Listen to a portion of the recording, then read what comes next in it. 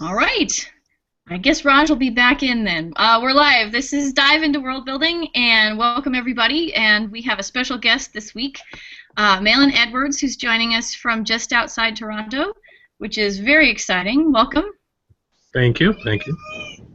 Yeah, thanks for joining us. So, I I got the treat this week of reading some of Malon's stories, and I thought they were super cool. And one of the things I thought was really interesting about them is that they all seem to come out of this one enormous alternative history, alt history timeline that has like steampunk and futurism mixed in and all kinds of really interesting stuff. So I thought that we could sort of talk about that Okay. because there's a lot to be talked about there. Okay. Um, so Malin, how long have you been? Let's see. How about we have start? Could you give us a little bit of a sort of a orientation summary of how this concept originated for you? Okay. It really started because I wanted to write stories that really felt a lot like me and my culture. So Hmm. about 5 years ago, in 2010, I immigrated to Canada. My wife is Canadian, and so we decided to move to Canada. And Hmm. at the time, I was writing sci-fi short stories, but I really didn't feel like I'd hit a story in a world that appealed to me. And not long Hmm. after I got here, I picked up Nalo Hopkinson's Brown Girl in the Ring. And Hmm. it was the first time I'd really read something like that, and really appealed to me. She put a lot of West Indian culture and Toronto culture, which is where it's based, into her story. And I hadn't really at the time read sci-fi, fantasy. I haven't read anything like that that had been set in a major city. The only thing I'd read something similar was Octavia Butler's Parable series set in L.A. I really took to Brown Girl in the Ring, and I wanted to do something similar. I wanted to do something that was set in Chicago, something that was cultural, that was steeped in Black culture, something that I felt was my own, Hmm. but I didn't really quite know where to start. I floundered for a bit, and then I looked around. I looked around in my own family history and didn't quite see anything that I found quite at first. So where I Hmm. ended up starting was with Chicago history, and growing up in public schools there. And one of the first things they teach us is that Chicago was founded by Jean-Baptiste Point du Sable, and he is thought to have been from Haiti. I'm sorry. Okay. Sorry, I missed it Yeah, he's right when thought. you were saying the name. So right when you were saying the name, you So kind of. I'm sorry. So John Baptiste Point du Sable founded Chicago, and that was one of the things that we were first taught in elementary school in Chicago. And I thought that was a pretty good place to start, a cool place to start when thinking of Chicago alternate history, because he is a black man, Haitian. It's not most people believe him to be Haitian, but some people aren't quite sure. But he's definitely got some Caribbean. He didn't stay in Chicago very years, but he We seem to have some technical difficulties. Yeah. with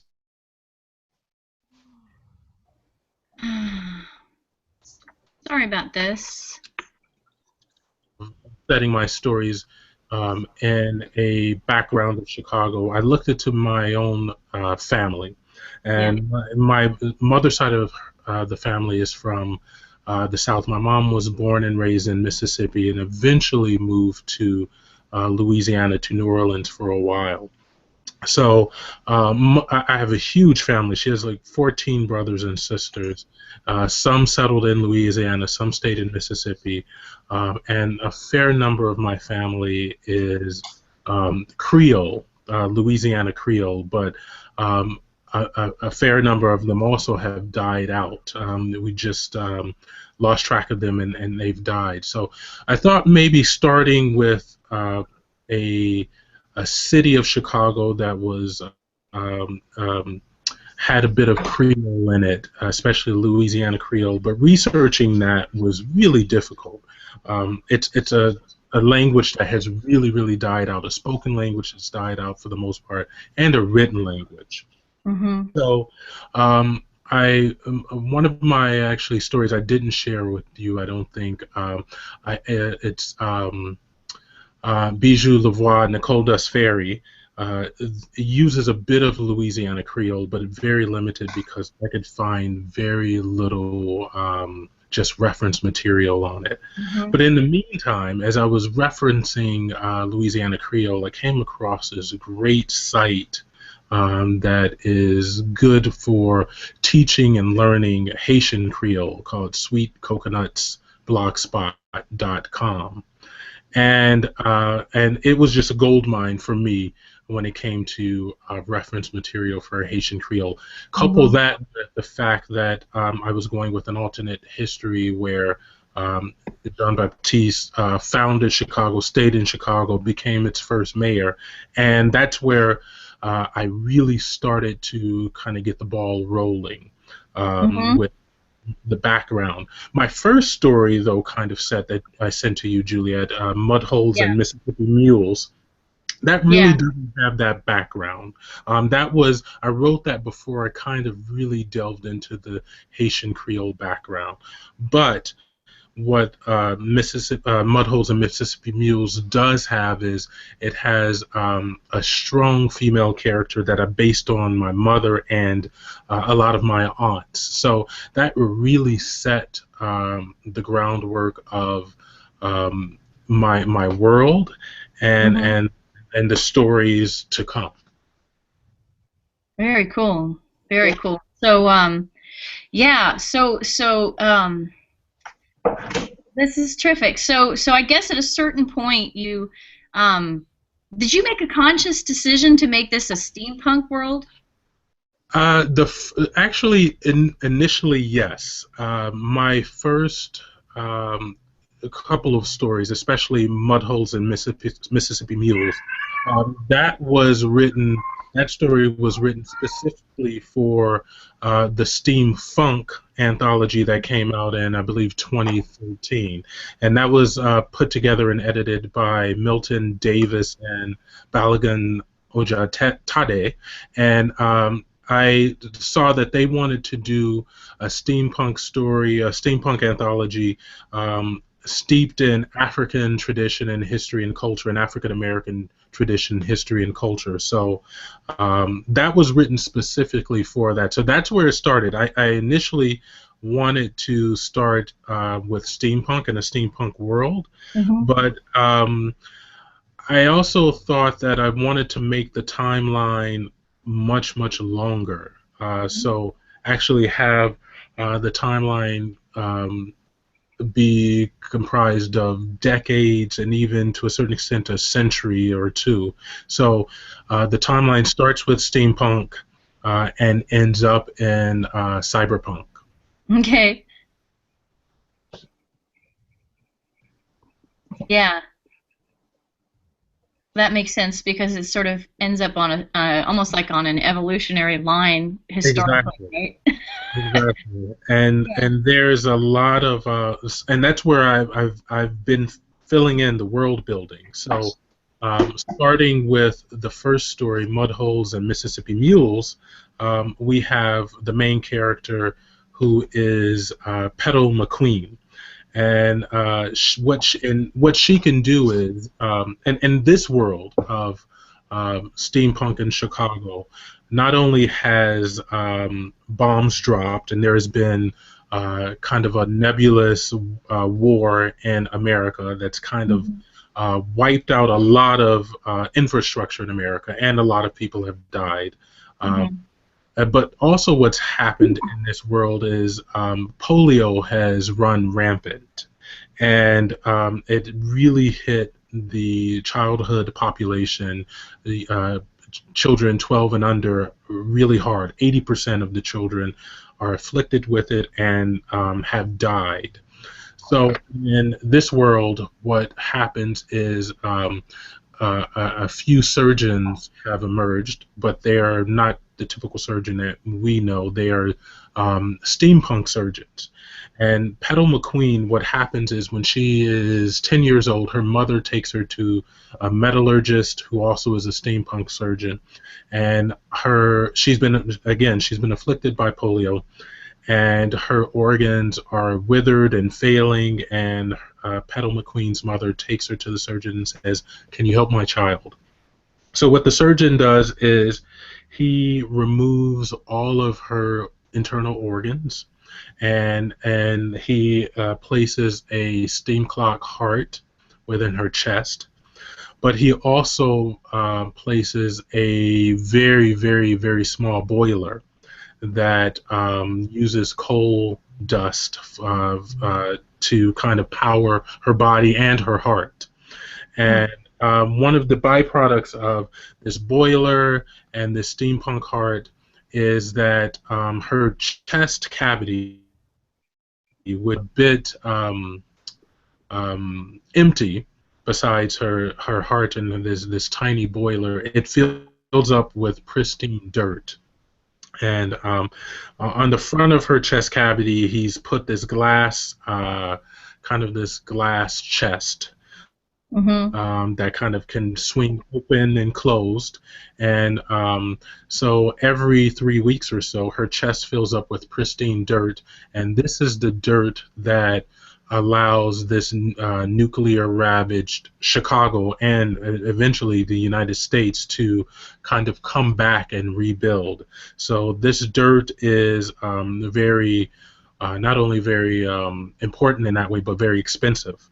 And because if this dirt is planted, for the most part, anything can grow. You can have grass, plants, trees, that sort of thing. So she has some of the not so reputable type of people in my world looking for her, trying to, for the most part, buy her services so they can be rich as well. So that's kind of how the world starts. Eventually, Petal McQueen gets mythologized by her family decades later, and by the world as well, where she becomes a larger figure than she really was. She's thought to have been, a kind of an Earth Mother figure, because this dirt has not only brought back Chicago, but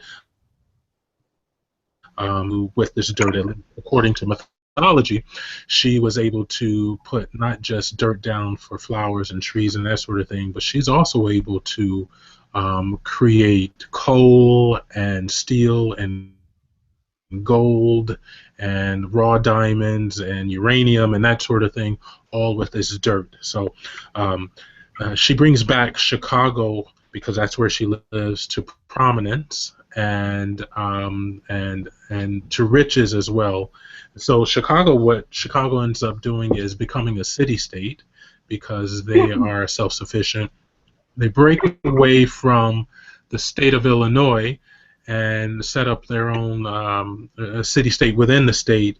The state doesn't like that. They get a bit jealous. They say, "Hey, you can't really do this. And by the way, can you give us some of your riches and dirt?" Which eventually causes war. So Chicago goes to war with the state of Illinois. And by this time in my timeline in world building, we're in more so the diesel punk phase of the world, and yeah, that's seen in my story Into the Breach, which I initially wrote for Expanded Horizons, and then I um, sold to Escape Pod as well, as a podcast, and I actually got Mandalay, who runs the Haitian Creole site I was telling you about, Sweet Yeah. Coconuts. She narrated that story, because she's from Haiti. Haitian Creole is her first language, so she narrated that story, which was very, very cool. Oh yeah, that's fantastic. Yeah.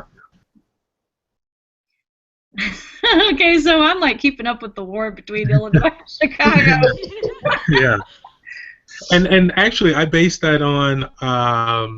I don't know if you're familiar with Chicago, or if any of you have ever been to Chicago, but I based it on kind of what's happening real life. Chicago is not seen in a very good light by the rest of the state of Illinois, because Chicago gets all of the funding. They get all the tax money. They get all the state funding, and the state of Illinois gets very little of it. So outside of Chicago, especially in the rural areas of Chicago, people don't really like Chicago or Chicagoans because of that. And so I kind of wanted to put that element into the story, and having the state and Chicago going at one another, which truly happens. Yeah. Like I said, Chicago gets all the funding, so that's where that came from. It was to date my most fun story to write. It was such fun to write. Well, you've got the yeah, I mean you've got the army stuff and the flying machines and the Yeah. and the Creole and the I mean there are so many things going on, and it to a large extent the sense that I get from you is that you've got this massive ongoing extended metaphor in your head and I'm just getting a little peek into pieces of it. Yeah. Which is really fun. Yeah, it is. I have a few things going on. I have you have a city-state that rises to power, but at one point was nothing. So you have you kind of like the whole David and Goliath thing going on, where Chicago is at one point David, and the state of Illinois is Goliath. You have that going on. You have a city who was at one point very prominent in the world we know, reduced to fairly nothing, and then kind of comes back because of hard work. So you have that going on. I also have a reimagining of a Chicago that already has one of the largest black populations in the United States, and so I've kind of retold and reimagined that. And then just you have a lot of people just trying to get by every day and do what's best for them and their families, and there's a lot of that in the world building as well. It's like I said, it's fun to write. It's still developing. A lot of it is still nebulous. I'm still working on it. The more futuristic end of that is we do get into cyberpunk, and we also have situations where the very rich now in Chicago, we're back into the suburbs, and the very rich are able to, in a sense, raise their dead children from the grave by commissioning androids and gynoids, which is a female version of the android, and who look like them, talk like them. They're able to upload their children's memories into this android. Do this for a year, and we're talking about the very rich here. So they commission a child for the year. The child bio clock and inside that counts down. Mm-hmm. Once the child is activated, it counts down that year, and at the end of about a month out or so, they can recommission again and have the child re-upped if they have the money. And so we're now into Chicago is this, and we have corporations who are kind of big, bad, and they are looking out for the bottom dollar, and they're Yeah. using grief of these parents to kind of get this money and to keep their corporations very rich and flush in money. So that's a futuristic end of it. So we have a Chicago and a state of Illinois that is ravaged, and then we end up with a Chicago and state of Illinois that is very profitable.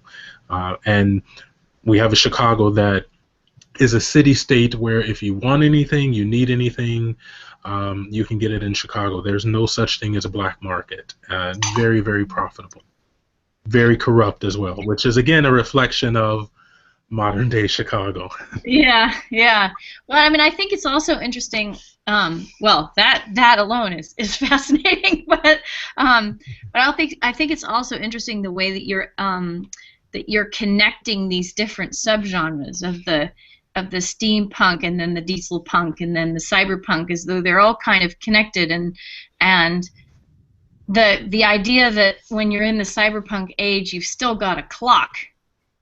Yeah, yeah. There's I think, a really interesting connection back to the whole steampunk historical origin sort of aspect of the stories. So you make it sound much better than it actually how I can see it. I think part of it was yeah.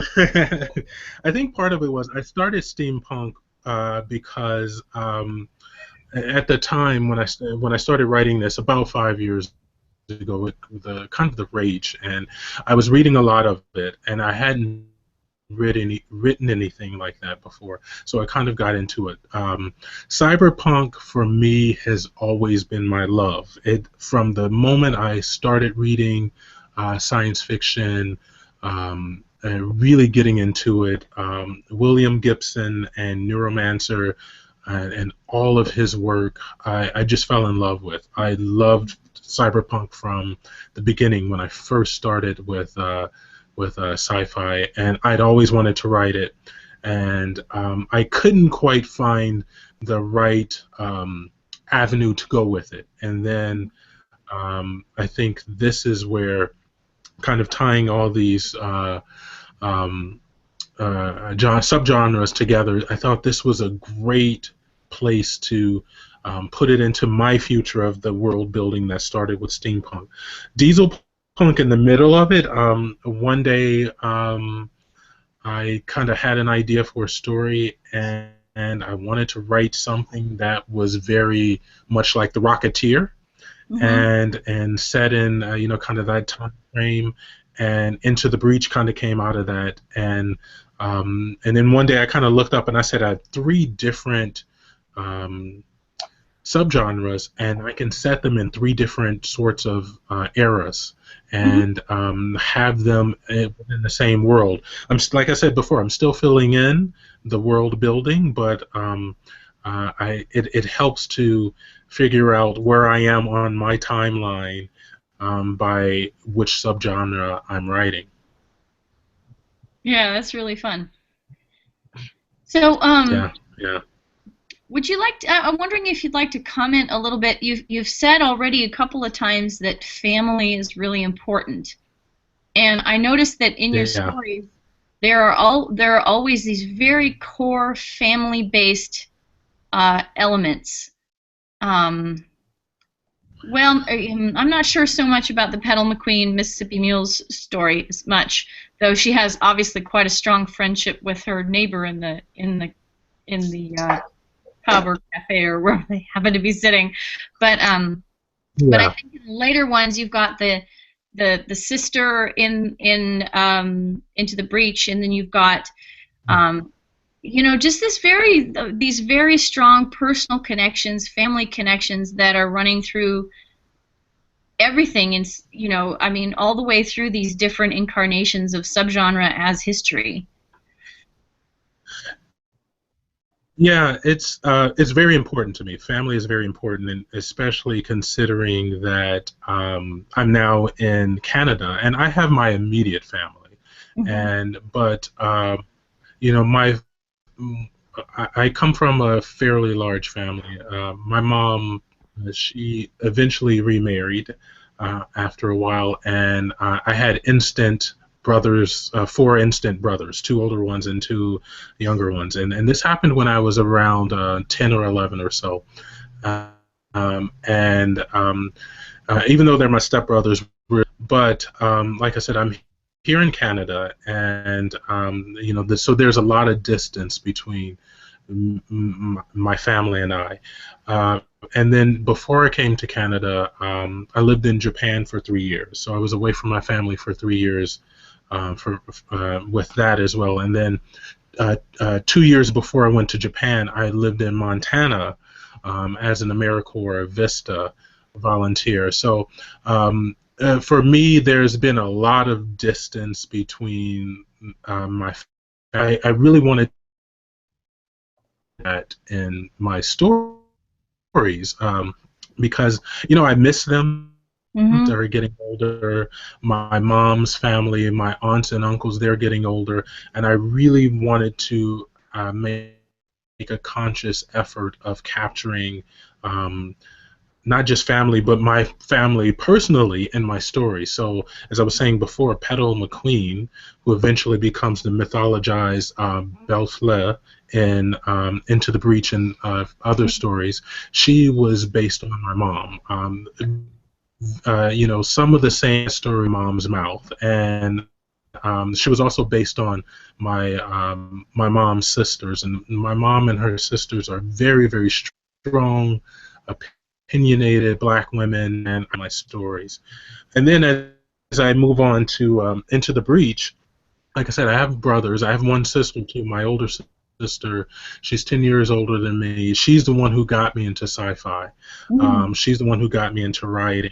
I picked up the first book I picked up was hers. And I picked it up when I was like maybe 8 or university, and I picked it up and immediately, I loved it as well, as much as I love William Gibson. So I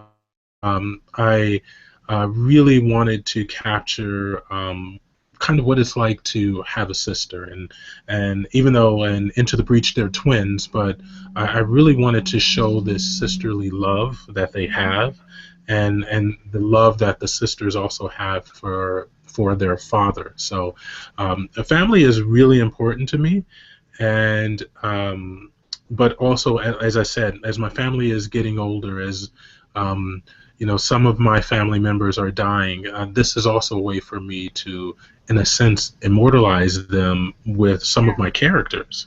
Yeah. So, Malon, can you do me a favor? Tell me the name of the book that your sister encouraged you to pick up, because I didn't catch it. Oh, sorry, that was Dune, Frank Herbert's Dune. Dune. Okay. It was because it was a one-syllable word. There was a moment of dropout, and we just completely missed it. We're like, okay, I'm sure that was awesome, but what was it? Yeah. Book. Great, thank you for clarifying that. Yeah, it's that's one of the books I pick up probably once every year, and I reread again. I really love it.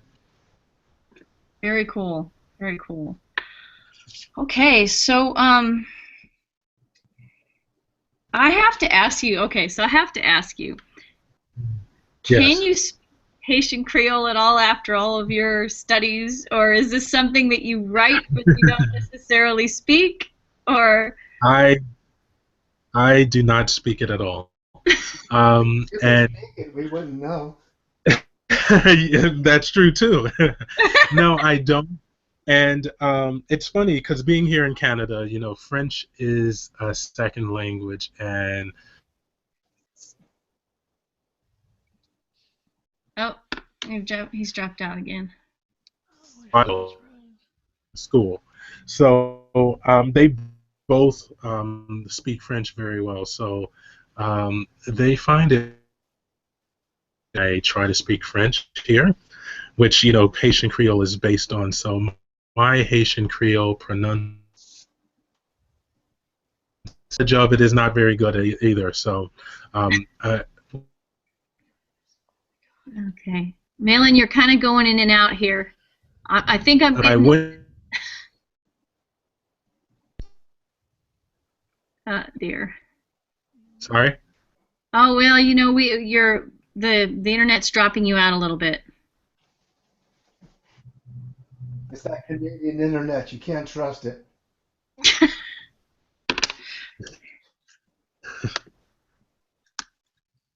What was the last thing you heard?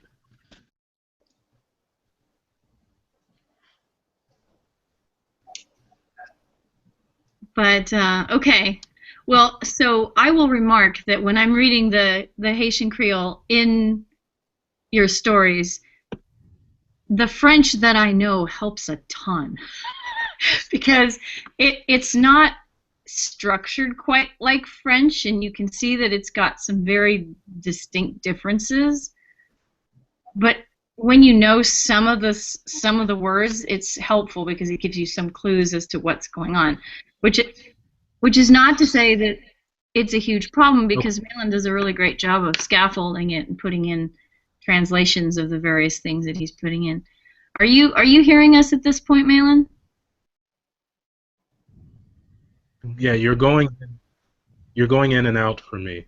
Yeah. Well, I think we've got a little bit of a connection issue, but I think we should probably just try to forge ahead because I don't know what else to do. Better. But yeah, I mean, I think well, I'm a linguist and a language geek, so reading your stories with the Haitian Creole in them is just like I'll be like, okay, let me see if I can figure out what this word means. Yeah, it's so it's extra fun. But it's really interesting to hear you say, for example, the belle fleur, because yeah, well, we've got a technical problem. Anyway, but the thing he said when he was pronouncing the name that Petal McQueen had in later generations was, I could never figure that one out by looking at it on the page, but then when he said it, I could figure out that it was like belle fleur, which I thought was fascinating. So unless you hear the original pronunciation, I'm sure that would give you tons more clues as to what's going on. Let's see. We are still having some problems. That makes me curious. How is it spelled? I believe it's spelled B-E-L-F-L-E. Oh, that was not it. F-L-E. There we go. Like that. Ah. Yeah. I highly recommend these stories, by the way. They're really wonderful. And Malin's probably not hearing me compliment him at this time. Which is a bummer. I don't know quite what to do about this. I don't know if. What do you think I should do, you guys? Do you want me to try to re-invite him in? Yes. Yeah, let's try that. Have him drop out and then re-engage. That might fix the connection. Yeah, sometimes. Can you hear me now? Yeah. Yeah. Wow, you just came back, but. So if you continue to drop out, Malin, I don't know if you can hear me, but if you continue to drop out, one thing you can do is exit the Hangout and then try to come in again, and that might actually make your life easier. Okay, he either heard you or Google dropped him. Well, hopefully he'll be back shortly. Oh, fingers crossed. Oh, because he's super cool. I'm sorry. I know. No, I know. This is interesting, and it's like it's hard. I can't I've got nothing to tweet because I can't hear any. There's no. It's all gone. I'm gonna try to invite him one more time. I've invited him a few times, but I'll try one more time to invite him in. See if we can get bad weather and bad computer and. Yeah. Yeah. Yeah. Well, I know that the weather here is not ideal, so well, I mean it's Yeah. ideal from our point of view, but not from the internet's point of view. Yeah. Yeah. Um yeah, so these stories, well, I hope I can get him back. There he is. Cross fingers, everyone. All right. All right. I'm keeping good thoughts, Malon. All right. All right. You know, I think my computer probably had some problems with that too. So. It could be anywhere because I mean we've got rain here. There's crazy stuff going on, but Yeah. Google's just irritating anyway at times. It's just like, yeah, Google does definitely pull some shenanigans on us at times. Oddly enough, the picture is better. Malin's picture is better. I can see him clearly. Yeah, there you go. We can see your handsome face, Malon. Sorry. Yeah, you were talking about Haitian Creole, and I could kind of hear you guys talking a little bit about the language and the names and that sort of thing. Yeah. So I don't know how much of what you heard from my end, but I don't know Haitian Creole, which is based in French. I don't know French either very well, even though I took 4 years in high school. But my French is horrible. My Haitian Creole is horrible. My pronunciation is horrible. Last month, I went to Ad Astra here in Toronto, which is one of the sci-fi conventions, my very first convention, and I read parts of my story, The Half-Dark Promise, which also shares this world and the world building. It's more of it's steampunk, but it's horror as well. Mm-hmm. And so I was asked to read from that story, and was really, really nervous to do so because I just knew I was going to mangle every Haitian Creole word in the story, which I did. But it was fun. It was so nerve-wracking, but it really was fun. What I do with the Haitian Creole is I try to do my best to take it grammatically correct from the website, the Haitian Creole website, Sweet Coconuts. I also try to contact the owner of the website, the person who runs the website. I mentioned her before, Mandali, who she narrated Into the Breach. She's incredibly busy, so if I do have a chance, I'll contact her just to make sure things are correct. And that sort of thing. I have reached out to some of the other Haitian sci-fi and fantasy writers in the community. They're incredibly busy as well. Mm-hmm. But I do my best. I stay away from Google Translate. Good plan. Unless every now and then I'll use it to get a gist of what I'm trying to say. And then getting the gist of what I'm trying to say, I'll go back to Sweet Coconuts, the blog, the Haitian Creole blog, and I will try to find out what I'm trying to say on that blog. And if you are ever looking for Haitian Creole, or just to even have a good sense of, or if you're just curious, it is a great website. She has audio on there as well. She has a few lessons on there as well. It's seriously one of the best resources I've ever found for language in general, but specifically Haitian Creole. So it's a pretty cool site. Cool. I'm totally hanging out there. I can just see it coming. Yeah. One of my favorite things that Google Translate does is periodically you'll ask it to translate something, and it just has the same exact phrase. Yeah. I love that. Yeah. And sometimes it translated it and nothing happened. Yeah. And sometimes it says that it can't translate it, for some reason. I don't know if people actually can select that so that their words aren't garbled, but I've run into that too. Well, my favorite thing is when it misidentifies the language you're translating from. Yeah. It does that pretty often too. Yeah, you're like, no, I don't think I was translating from Norwegian. Really, I don't. I mean, but to be honest, I mean, given the nature of human languages, natural human languages, Google Translate is attempting a really, really hard task. Yeah. It really is. And one of the things after the Haitian, the earthquake in Haiti a few years ago, they really tried to do their best to put Haitian Creole on Google Translate and kind of populate that with phrases and that sort of thing. And again, I suppose it's better than nothing, but it still wasn't very good. But they were trying. They're trying. Interesting. I have a question, though. Yes.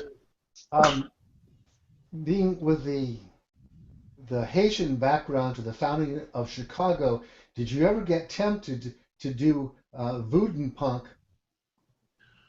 As in like voodoo? Yes. You know what? No. And for a few different reasons, because a lot of this is comfortability with writing. I had to be very comfortable with what I was presenting, which is part of the reason why when I kind of first started with Louisiana Creole, there wasn't enough there. So that's kind of why I stopped with that. As I said, growing up in Chicago and elementary school, we're taught so much about Jean-Baptiste, so I felt comfortable with that. I also have family that are Creole and in the Deep South, and voodoo and Vodun is one of the things that they take very seriously, and I didn't want to wreck that at all. I didn't want to in any way misrepresent it. So no, I didn't really. And I think partly because I'm thinking more so Chicago, I didn't really want to. Initially, when I first started writing, I did delve into a few different African fairies and African deities, like Mami Wata, who is considered a religion in a lot of different countries, including Haiti.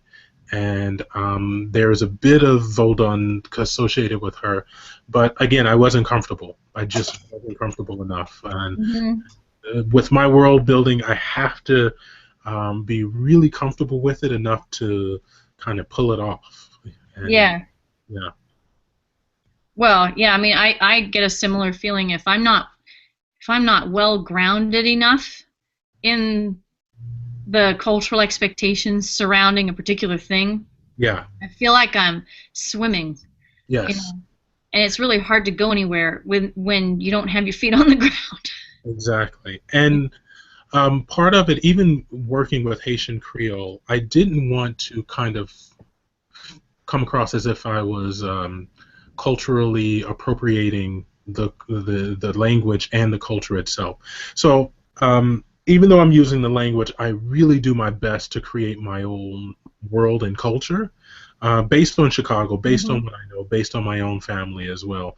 I think it's working. It's really difficult at times, and because again, I don't study the language. I don't know it very well. There are some phrases that I know.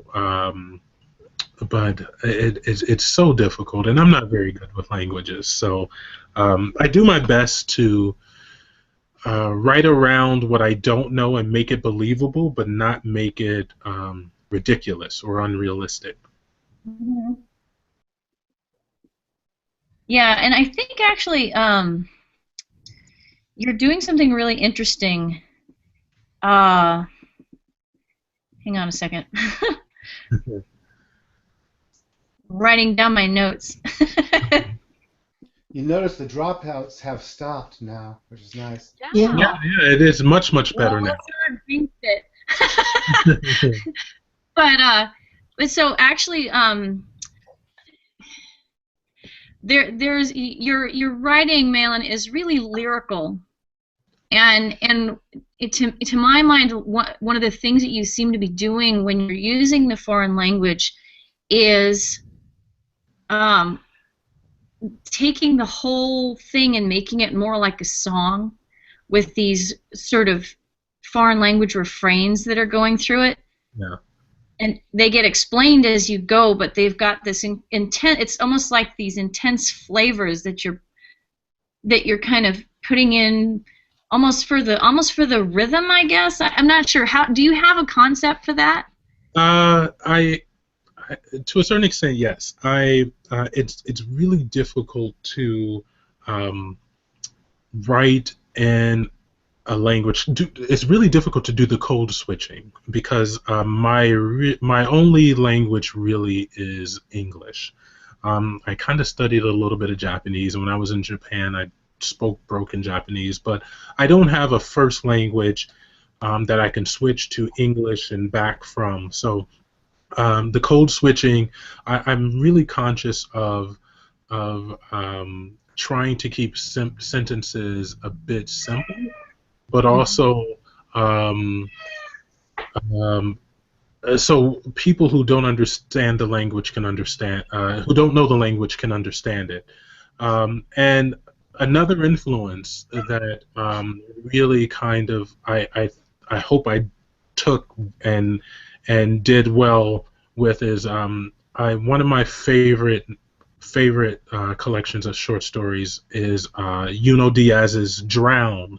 And he does code switching so well between English and Spanish there, and I kind of looked to him and said and kind of thought of and actually looked at examples of how he did it in his stories, and he did it so effortlessly and smoothly. And Daniel Jose Older, he does it very well in his short stories and in his novels, and so I and you're right, there is a bit of rhythm to it. I think there is a bit of rhythm in some of my stories anyway, and I sometimes do that consciously, but I also I'm one of those writers who I write exclusively short stories. I don't write novels, so I'm one of those writers who, as I write, I'm editing, which a lot of people don't seem to do. But I may write a paragraph and go over it again and actually read through it. And if it doesn't work, if it doesn't sound right, if it doesn't feel right, I will tweak it. And I do that as I go along. And I think that's where a bit of the rhythm does come into play. But with some of the Haitian Creole, I have to be selective with it because some of it I can't explain very well, and some of it some of the words, some of the phrases are just large and awkward, and they don't look right either. So I want them to sound right, to feel right, to look right, and to flow well. There is a flow that goes to it. Very cool. Well, look, we're almost done with our hour, and so I'm going to take final questions. We made it. Malon's still with us. Yeah. It was touch and go there for a while. Yeah, it was. Any more questions, everybody? What I'll do is, Malon, if you don't mind, I will put some of the links to the stories that you gave me that are online into my report when I write it up, so Please. that people who would like to follow up can go and read your stories and get a taste of this world. Because I'm kind of bummed to hear you say you're not going to write a novel. But I mean, as long as you write enough short stories so I can start to feel the timeline, I think I'm good. There are a fair number of people pushing me to write a novel. In my headspace, I don't think in novel, I guess, not terms, but I can't think that big. I think in more so in short stories. So, but I guess I just need to take all of this world and expand it and put it into something bigger. Yeah, well, I mean, you've done a remarkable job of writing short stories that are very almost like vignettes in a sense, but at the same time, if you can see how you can kind of zoom back from them and get a much bigger picture that holds together.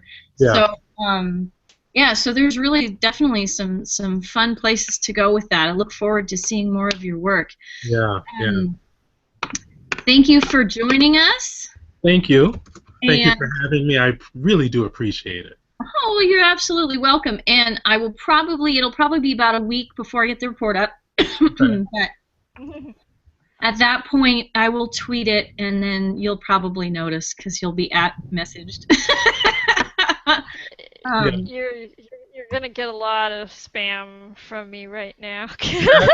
I'm totally fine with that. I'll retweet it all. Okay. Thank you so much. Let's see. So next week, I believe we're going to be at the regular time, which is the 3 o'clock Wednesday time. And I think that we're going to be picking up Glenda's proposed topic, which was natural disasters. Ah, yay! Yeah, yay! I was right after our talk last week. I turned on the TV and they were talking about the tornadoes in Oklahoma, Yeah, yeah. and I just Well, see, that movie San Andreas is coming out too. So, Malon, you know what? Thanks so much for being with us. Anytime you want to join in or watch after the fact, you're absolutely welcome. I will definitely do my best. It's You know, if you're homesick one day, yeah. you don't even have to tell me in advance. Just show up and I'll be like, oh, dude, nice to see you. No, this is pretty cool. It's very cool.